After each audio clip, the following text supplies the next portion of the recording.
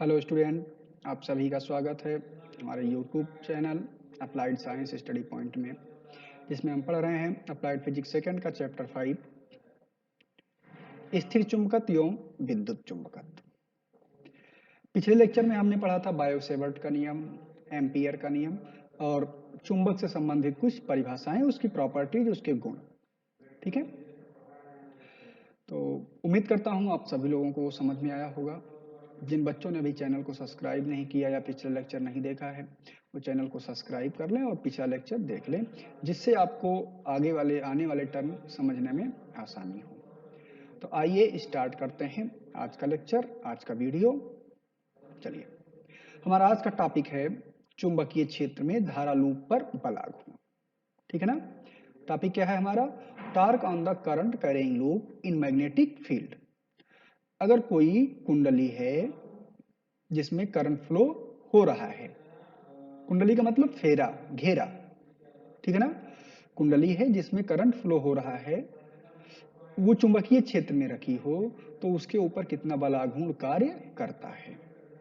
ठीक है, ये हमें फाइंड आउट करना है। ये कैसे फाइंड आउट करते हैं ये देखेंगे। इससे पहले हमने पिछले लेक्चर में देखा था बल कैसे निकालते हैं, क्योंकि किसी भी कंडक्टर को हम चुंबकीय क्षेत्र में रखते हैं तो उसके ऊपर एक बल कार्य करता है। वो बल निकाला हमने। वहां पे कितना चुंबकीय क्षेत्र लग रहा है, चुंबकीय क्षेत्र निकाला हमने। ठीक है ना। तो वहां पे हमने बायो-सेवर्ट का नियम, लॉरेंज बल और एम्पियर का नियम, ये तीन चीजें पढ़ी थी। आइए अब देखते हैं यहाँ पे जो ये लाइनें बनी हुई हैं, आप देख रहे हैं पड़ी लाइनें, जिसको हम क्षैतिज रेखा कह सकते हैं। इसको हम कह रहे हैं कि ये एक समान विद्युतीय क्षेत्र है, चुंबकीय क्षेत्र है। ये जो लाइनें बनी हुई हैं क्या है? ये एक समान चुंबकीय क्षेत्र है। यहाँ पे कुछ स्पेस कम ज्यादा है, आप लोग देख लेंगे इसको। ये सब बराबर दूरी पर है, एक दूसरे के समांतर हैं। यहाँ पे भी वही चीज है और यहाँ पे भी वही चीज है, दोनों फिगर में। ठीक है ना। इसके अंदर एक आयताकार कुंडली है, लूप है, पी क्यू आर एस। ठीक है ना। कहां पे रखा है? ये एक समान चुंबकीय क्षेत्र में। यहाँ पे चाहे हम इस बिंदु पर बात करें तो यहाँ पे चुंबकीय क्षेत्र, यहाँ पे या यहाँ पे, कहीं पे भी यहाँ पे निकाला जाए चुंबकीय क्षेत्र क्या है इसमें, हर जगह पर बराबर है। चुंबकीय क्षेत्र की दिशा बी है, ये चुंबकीय क्षेत्र की दिशा ये है। ठीक है ना। इस दिशा में चुंबकीय क्षेत्र लग रहा है, जो चुंबकीय क्षेत्र चुंबकीय बल रेखाएं बता रही हैं हमें। ठीक है ना। तो एक कुंडली मिल गई हमें पी क्यू आर एस। जो कुंडली है इसकी लंबाई है एल। लंबाई कितनी है? यहां से यहां तक की ये लंबाई क्या है? एल। यहां से यहां तक की ये चौड़ाई क्या है? ये चौड़ाई है बी। ठीक है ना। लंबाई एल और चौड़ाई बी है। इस कुंडली में धारा है, हमने कहा करंट कैरिंग लूप है, धारा लूप है। तो इस कुंडली में कुछ धारा भी प्रवाहित हो रही है। वो धारा कितनी है? Small I. ठीक है ना। स्मॉल आई धारा प्रवाहित हो रही है। तो अब इसके ऊपर निकालना क्या है कि इसके ऊपर निकालना है कि कितना बल आघूर्ण कार्य करता है। जैसे ही कुंडली में हम आई धारा प्रवाहित करते हैं तो जो कुंडली की भुजाएं हैं इनके ऊपर कुछ बल कार्य करते हैं। जैसे जो भुजा है पी एस और क्यू आर, पी एस पे कौन सा बल कार्य कर रहा है? F4 नीचे की ओर, ये डायरेक्शन है। क्यू आर पे F3 ऊपर की ओर। ठीक है ना। पी क्यू इस डायरेक्शन में F1 लग रहा है और आर एस पे लग रहा है इस डायरेक्शन में, इस पे बल लग रहा है F2। तो एक चीज यहाँ पे क्लियर कर लें, F3 और F4 ये एक दूसरे के विपरीत हैं, लेकिन एक ही क्रिया रेखा पर है। तो ये एक दूसरे के प्रभाव को क्या करते हैं? निरस्त कर देते हैं, एक दूसरे के प्रभाव को समाप्त कर देते हैं। जबकि F1 और F2 क्या है? ये अलग अलग क्रिया रेखा पर है। ये इस तरफ खींच रहा है, इसको इस तरफ खींच रहा है। अगर अब इसको दूसरा चित्र बना लिया जाए तो ये इस भुजा पे लग रहे हैं। ठीक है ना। ये हो गई हमारी भुजा। इस बल के कारण होता क्या है? F1 इसको ऊपर की ओर ले जाने की कोशिश करता है, F2 इसको नीचे की ओर ले जाने की कोशिश करता है, जिसके कारण ये कुंडली अपने स्थान पर घूमना प्रारंभ कर देती है, घूमने लगती है। तो जिसके कारण यहाँ पर एक बल युग्म उत्पन्न हो जाता है, जिसे हम कहते हैं विक्षेपक बल युग्म। क्या कहते हैं इसको? विक्षेपक बल युग्म, डिफ्लेक्टिंग कपल। ठीक है ना। और इसी बल के कारण, इसी बलयुग्म के कारण ये कुंडली अपने स्थान पर घूमने लगती है, घूमना स्टार्ट कर देती है। जैसे आप दूसरे चित्र में देखते हैं कि F1 कहाँ खींचने की कोशिश कर रहा है इसको, ऊपर की ओर। F2 कहाँ खींचने की कोशिश कर रहा है इसको, नीचे की ओर। ठीक है ना, जिसके कारण ये कुंडली घूम रही है। आइए आगे देखते हैं। तो हमने बल पहले से निकाल रखा है, बल की वैल्यू क्या होती है, QVV या IVL। ठीक है ना, F1 या F2 की वैल्यू क्या हो जाएगी, IVL। I क्या है, विद्युत धारा, B क्या है, चुंबकीय क्षेत्र, L क्या है, लंबाई जिस पर ये लग रहा है। ठीक है, चलिए अब क्या कहा जा रहा है कि जब ये इसको घुमाने की कोशिश करता है, जब घुमाने की कोशिश करता है उसको हम क्या कहते हैं, आघूर्ण। जो बल किसी वस्तु को उसके अक्ष के परितः घुमाने की प्रयास करता है या घुमा देता है उसे क्या कहते हैं, आघूर्ण। आघूर्ण को किससे प्रदर्शित करते हैं, टाउ से। तो इसके लिए हम टाउ निकाल लेते हैं। बल आघूर्ण बराबर क्या होता है, बल गुणे लंबवत दूरी। और ये कैसी राशि है, सदिश राशि। सदिश राशि के लिए क्या करते हैं, हम सदिश गुणन लेते हैं। वेक्टर प्रोडक्ट लेंगे तो क्रॉस का निशान लगाएंगे, ये क्रॉस का निशान लगाया है। तो F की वैल्यू क्या है, IVL। IVL के साथ अब क्या लिखना है हमें, बल गुणे लंबवत दूरी। तो लंबवत दूरी अब चित्र से निकालते हैं। बल कहाँ पे लग रहा है, इसके ऊपर जो ये हमारा लूप का अक्ष है, यहां से चाहे इसकी लंबवत दूरी निकाल लें या दूसरा वाला जो बल लग रहा है उसकी लंबवत दूरी निकाल लें। तो ये त्रिभुज बन रहा है आपका, एक समकोण त्रिभुज बन रहा है। ये इस समकोण त्रिभुज की सहायता से आप जब निकालेंगे तो हमें मिल जाएगा, यहाँ पे ये दूरी मिल जाएगी क्या, B sin थीटा।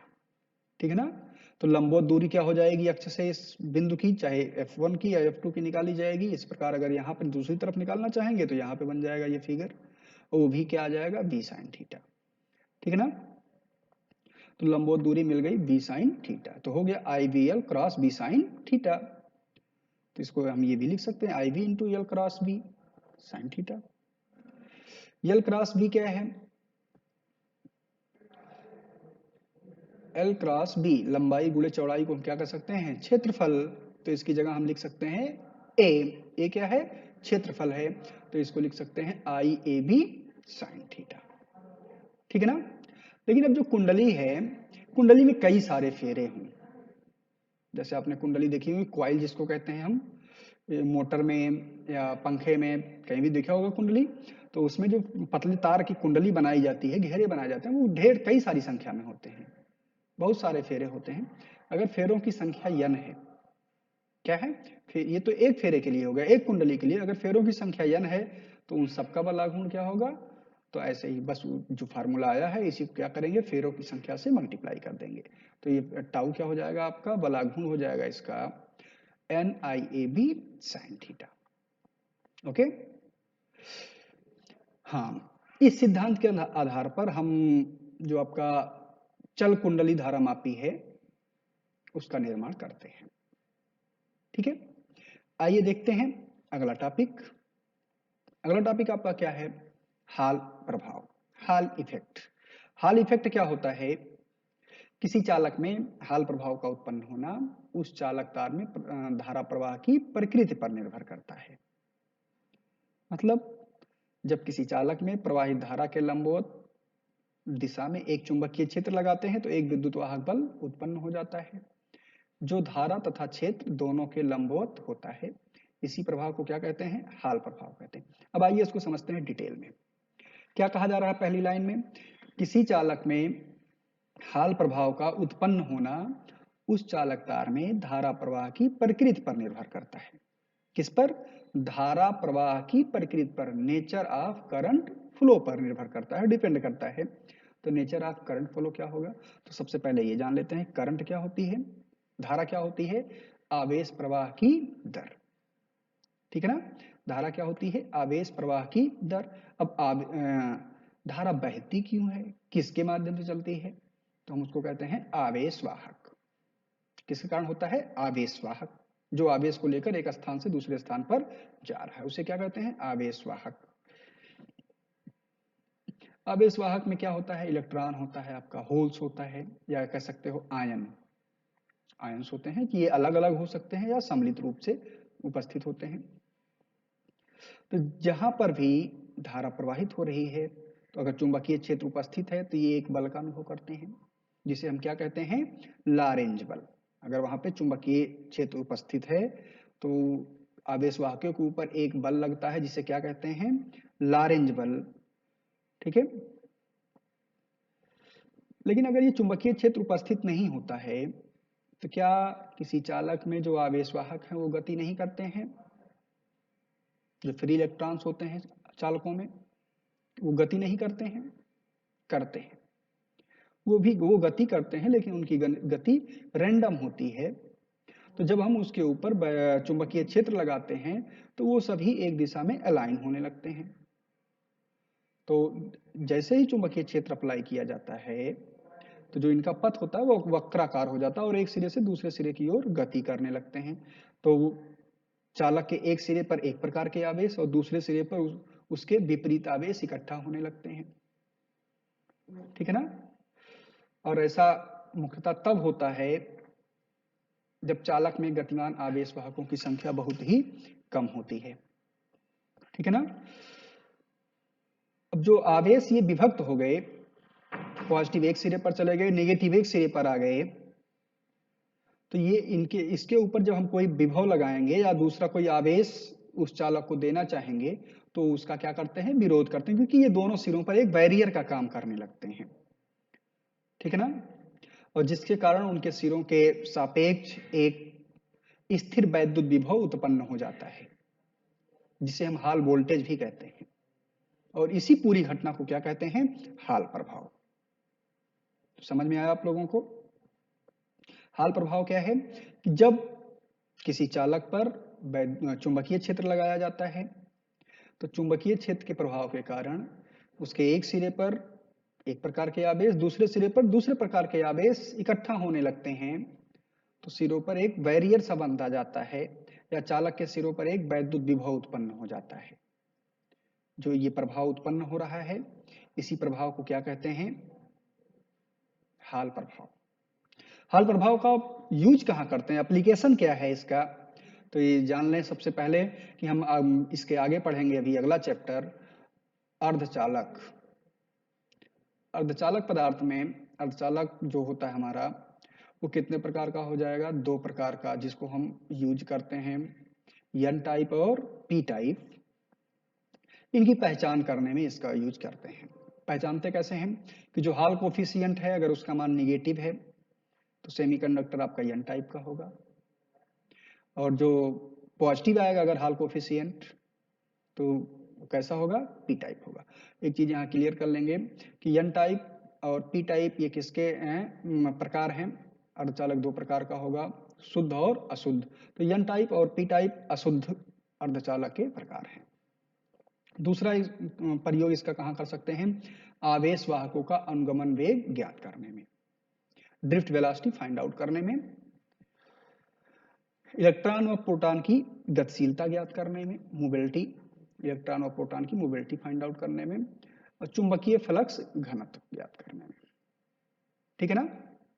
चलिए नेक्स्ट टॉपिक है हमारा वैद्युत चुंबकीय प्रेरण, जो कि बहुत ही इंपॉर्टेंट है, बहुत ध्यान से पढ़ेंगे इसको।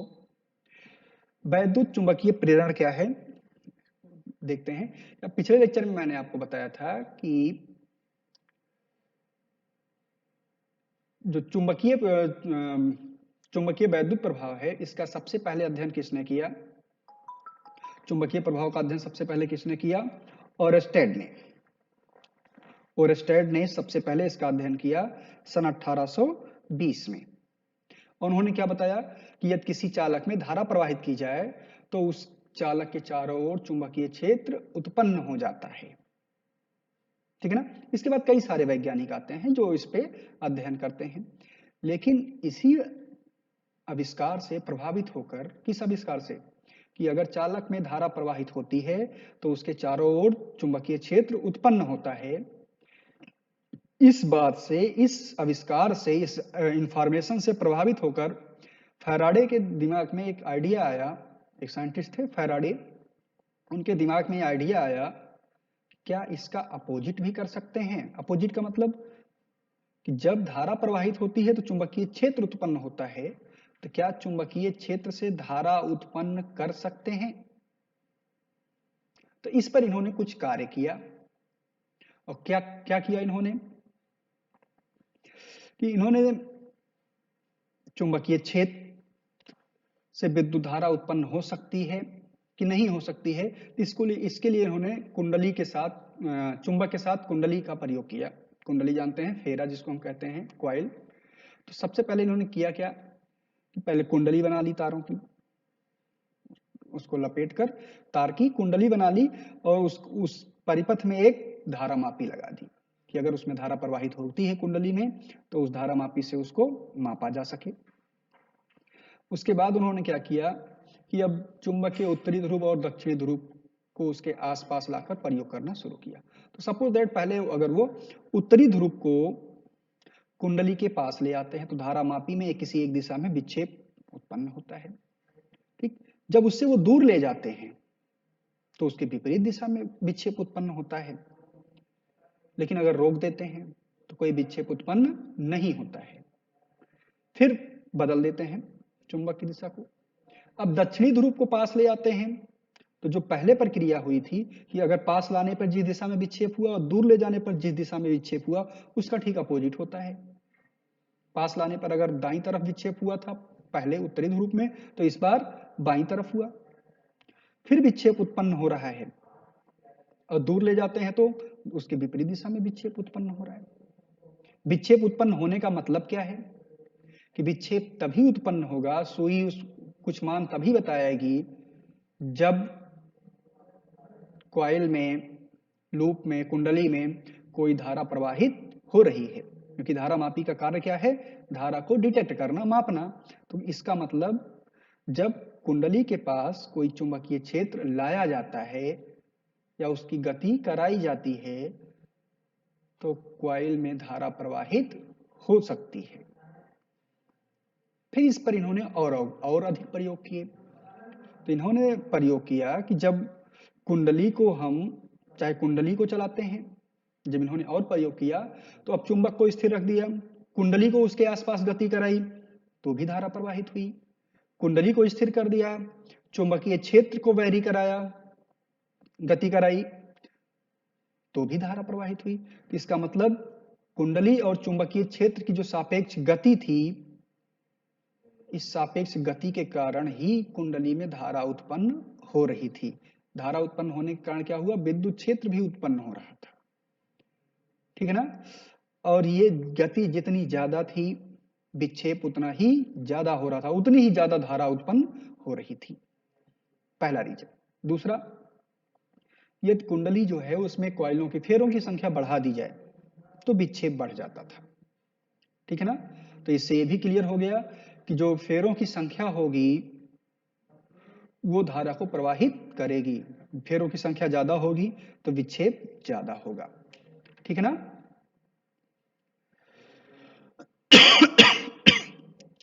तो एक चीज क्लियर हो गया कि धारा मापी में जो विक्षेप हुआ वो किसके कारण हुआ? धारा के कारण। और धारा क्यों उत्पन्न हुई? कुंडली या चुंबक के सापेक्ष गति के कारण। तो जो इस प्रकार से धारा उत्पन्न हुई उसको हमने क्या कहा? इंड्यूस्ड करंट, प्रेरित धारा। उसको क्या कहा गया? प्रेरित धारा। ठीक है ना? उसे हम क्या कहते हैं? प्रेरित धारा। ये लिखा हुआ है जिससे प्रेरित धारा कहते हैं। अभी हम जानते हैं कि धारा उत्पन्न क्यों होती है? विद्युत वाहक बल के कारण। तो इसके कारण जो विद्युत वाहक बल उत्पन्न हुआ उसे क्या कहते हैं? प्रेरित विद्युत वाहक बल। एक चीज क्लियर कर लेंगे, ये तभी तक रहता है जब तक सापेक्ष गति होती है। सापेक्ष गति नहीं होगी तो प्रेरित धारा और प्रेरित विद्युत वाहक बल उत्पन्न नहीं होगा। ठीक है ना? यही है आपका वैद्युत चुंबकीय प्रेरण। इसकी खोज किसने की? फैराडे ने। कब की? 1831 में। ठीक है ना? क्लियर हो गया होगा आपको कैसे करते हैं। कुंडली ली, कुंडली के पास चुंबक को ले गए, गति कराई तो उस कुंडली में धारा प्रवाहित हुई। चुंबक को रख दिया, कुंडली को गति कराई तो भी धारा प्रवाहित हुई। इसका मतलब कुंडली या चुंबक दोनों में से किसी एक की गति होनी चाहिए, सापेक्ष गति होनी चाहिए। अगर सापेक्ष गति होती है तो प्रेरित धारा और प्रेरित विद्युत वाहक बल उत्पन्न होता है। ठीक है ना। इसी घटना को क्या कहा गया? चुंबकीय प्रेरण। अब जो ये परिवर्तन हो रहा है इसे हम कहते हैं आगे चुंबकीय फ्लक्स। चुंबकीय फ्लक्स क्या होता है?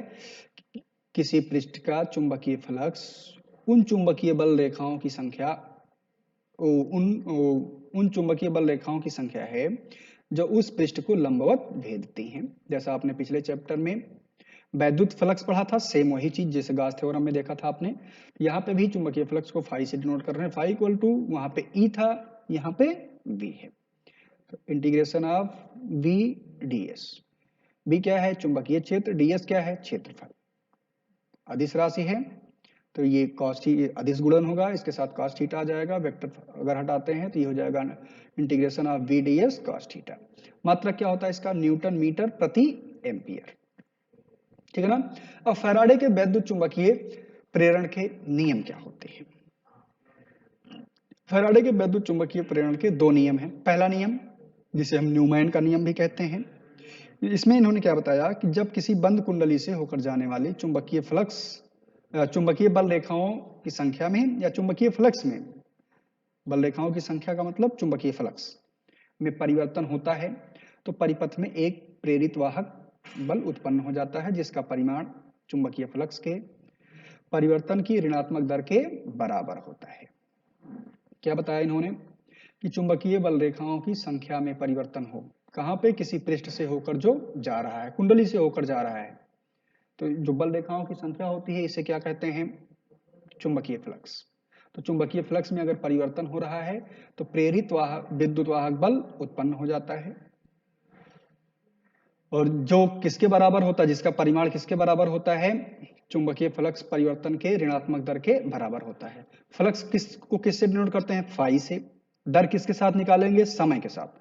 तो ये दर इसकी क्या हो गई? Delta phi upon delta t. Delta किस लिए लगा है? कि ये फाई की वैल्यू वेरी कर रही है। ठीक है ना। इसकी ऋणात्मक दर का मतलब माइनस लगा दिया, माइनस कर दिया। कुंडली में एक फेरे ना होकर कई बहुत सारे फेरे हैं, n फेरे हैं, तो n से इसको मल्टीप्लाई कर दिया। n फेरों में जितना वैद्युत फ्लक्स परिवर्तन होता है उसकी ऋणात्मक दर किसके बराबर हो गई? प्रेरित विद्युत वाहक बल स्मॉल ई। ठीक है ना। किसके बराबर हो गई? स्मॉल ई के बराबर। तो E equal to minus N phi upon delta t, जहां एन फाई क्या है? कुंडली में फ्लक्स ग्रंथिकाओं, फ्लक्स लिंकेज की संख्या है। इसका मात्रक क्या होता है? Weber turn. वेबर टर्न होता है। दूसरा नियम क्या है? दूसरे नियम को हम लेंज का नियम भी कहते हैं। इन्होंने बताया कि जो प्रेरित विद्युत वाहक बल है या प्रेरित धारा है ये सदैव उसी का विरोध करते हैं जिसके कारण ये उत्पन्न हो रहे हैं। ठीक है ना। इसे ही क्या कहते हैं? लेंज का नियम। ठीक है। एक चीज अब यहां पे क्लियर कर लेंगे। पिछले लेक्चर में हमने आपको बताया था कि धारा ज्ञात करने के या वैद्युत क्षेत्र ज्ञात करने के लिए की दिशा ज्ञात करने के लिए, वैद्युत क्षेत्र की दिशा ज्ञात करने के लिए कुछ नियम्स होते हैं। फ्लेमिंग के बाएं हाथ का नियम, दाएं हाथ का नियम, वेक्टर का नियम था। तो एक चीज यहाँ क्लियर कर लेंगे कि फ्लेमिंग के दाहिने हाथ का नियम जो होता है वो केवल प्रेरित धाराओं के लिए होता है। ठीक है ना। दाहिने हाथ का नियम फ्लेमिंग के कहाँ यूज करेंगे? जहां पर प्रेरित धारा की दिशा ज्ञात करनी होगी, जहां पे प्रेरित धारा होगी। बाएं हाथ का नियम फ्लेमिंग के कहाँ यूज करेंगे? जहां पे रियल करंट होगी, वास्तविक धारा होगी। ठीक है ना। तो आज के लिए बस इतना ही। घर पे रहिए, पढ़ाई करिए। जैसा आप लोगों ने देखा भी होगा कि बीटी यूपी द्वारा थर्ड ईयर के लिए स्कीम जारी हो गई है। आपका शेड्यूल आ गया एग्जाम का जो 11 जुलाई से होना है। तो आप सभी भी पढ़ाई करते रहिए, तैयार रहिए। आपकी भी स्कीम आएगी, आपकी भी परीक्षाएं होंगी, तो तैयारी करते रहिए। आज के लिए बस इतना ही। आगे हम पढ़ेंगे अब कुछ इंपॉर्टेंट टॉपिक्स जो इसी पर डिपेंड होंगे, विद्युत चुंबकीय प्रेरण पर, जैसे वैद्युत मोटर की कार्यविधि, एसी जनरेटर जिसको डायनमो कह सकते हो, एसी जनरेटर, डीसी जनरेटर, इन सब की कार्यविधि चुंबकीय प्रेरण पर ही आधारित है। तो हम आगे उनका अध्ययन करेंगे। तो आप सभी लोग इसको ध्यान से पढ़ेंगे, कोई समस्या आती है तो डिस्कस करेंगे हमसे, ठीक है। तो आज के लिए इतना ही, धन्यवाद।